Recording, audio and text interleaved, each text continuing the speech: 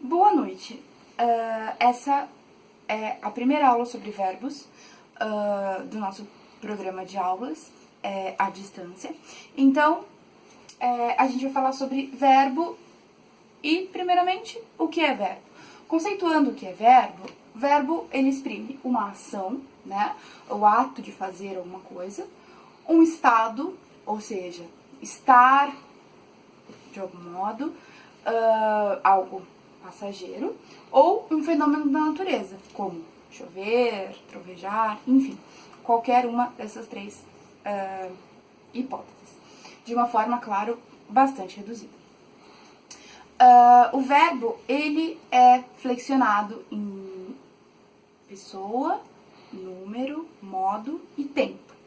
Então, para a gente flexionar o verbo em, primeiramente, pessoa e número, que estão atrelados, a gente precisa saber, né, quais são essas pessoas. Então, a gente tem a primeira pessoa, a segunda pessoa, a terceira pessoa, do singular e do plural. Ou seja, primeira pessoa do singular, eu. Primeira pessoa do plural, nós. Segunda pessoa do singular, tu. Segunda pessoa do plural, vós. Terceira pessoa do singular, ele. E terceira, ele ou ela, né? E terceira pessoa do plural, eles ou elas. Dando continuidade à nossa aula de verbos, a gente viu que os verbos eles são divididos em pessoa, aliás, eles são flexionados em pessoa, número, modo e tempo. Agora, é importante dizer que os verbos eles têm três conjugações ou terminações, cada um aborda um termo diferente. Ele tem três terminações distintas, né? Então, o verbo ele pode terminar em ar, o verbo pode terminar em er, o verbo pode terminar em ir. E aí, nós chamamos de primeira, segunda e terceira conjugação. Você pode se perguntar sobre os verbos que terminam em or, por exemplo, por, né?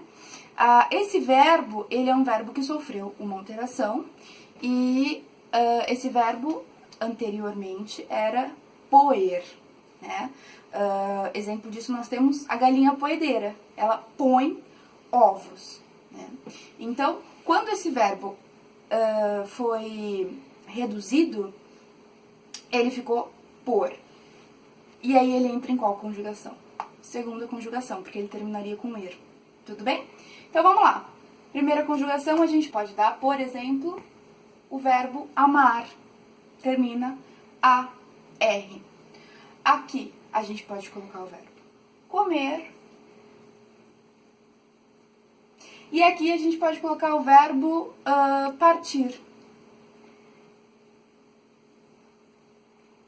O aluno normalmente se pergunta qual é a importância dessas conjugações e dessas terminações, uma vez que parece algo bastante simples. A importância e a utilidade disso é na hora de conjugar os verbos. Por quê? Os verbos regulares, eles sempre vão ser conjugados da mesma maneira. Sendo assim, os verbos que terminam em ar, terminam em er, terminam em ir, a primeira conjugação, segunda conjugação, terceira conjugação, sempre vão ter a mesma terminação.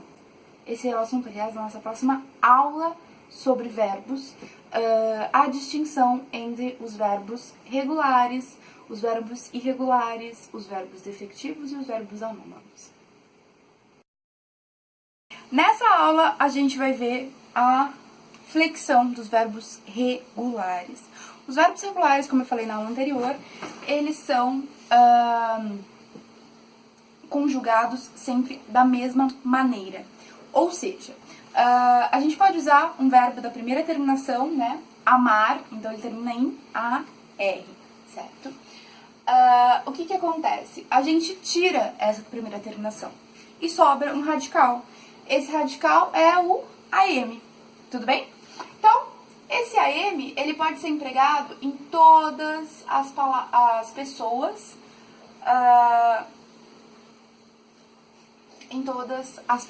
O que vai mudar é a terminação. Então, vamos lá. Ficaria eu amo, tu amas, ele ama, nós amamos, vós amais e eles amam.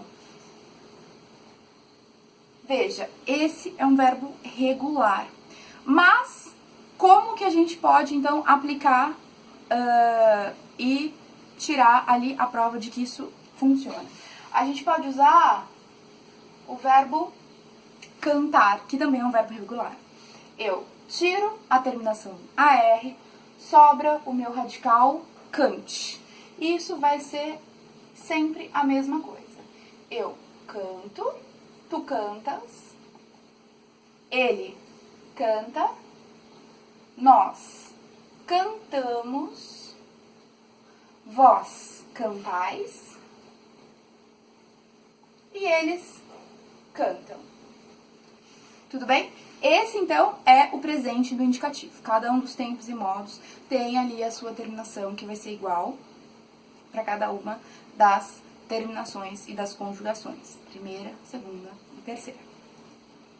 Na nossa última aula sobre verbos, nós vamos ver o quê? Nós vamos ver o que são, então, esses verbos que não são regulares, como eles podem ser. Então, os verbos irregulares, eles não seguem um padrão, nenhum paradigma. Por exemplo, eu tenho o verbo trazer, e como ele fica? Eu trago, no presente do indicativo. Tu trazes. Veja, ele não vai seguir a terminação de acordo com o radical. Por mais que ele pertença à segunda conjugação, à segunda terminação, ele não vai obedecer essa regra, né? E não vai seguir aos outros verbos que têm a mesma terminação, ok? Os defectivos. O que tem os verbos defectivos? Os verbos defectivos, eles têm defeitos. Por isso que eles são chamados de defectivos. São defeituosos. Como assim verbos defeituosos? Eles não são conjugados em todas as pessoas ou em todos os tempos. Em algum momento vai ter uma falha. Por exemplo, o verbo colorir. Não existe eu coloro, né? Então, a gente não tem, né? Há um espaço em branco, uma lacuna na primeira pessoa do singular, no caso desse verbo. Temos, por exemplo, a terceira pessoa do singular. Nós colorimos. Então, isso existe. Nós colorimos. Ok. Eu coloro. Não existe. Tudo bem? Bom, e aí, por fim, nós temos os verbos anômalos. O que são verbos anômalos? Eles são verbos anormais, certo? O significado da palavra anômalo é esse, verbos anormais. E o que seriam, então, verbos anormais? Seriam aqueles verbos que não seguem regra alguma.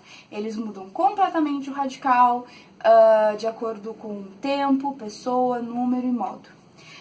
Como exemplo, eu trouxe o verbo ser, né? Que no presente do indicativo fica, por exemplo, eu sou. Tu és, ele é, nós somos e por aí vai. Mas, como um exemplo geral, a gente pode ver que não há uma regra ou paradigma, uma linha condutora alguma, ok? Espero que vocês tenham gostado e espero ter ajudado na aula teórica. No final da página a gente vai ter os exercícios com o gabarito, então façam, exercitem, porque não é uma coisa fácil e só a prática pode levá-los ao entendimento, tudo bem? Havendo alguma dúvida, tem disponível na caixa de mensagem o e-mail onde vocês podem me mandar dúvidas e eu esclarecerei-as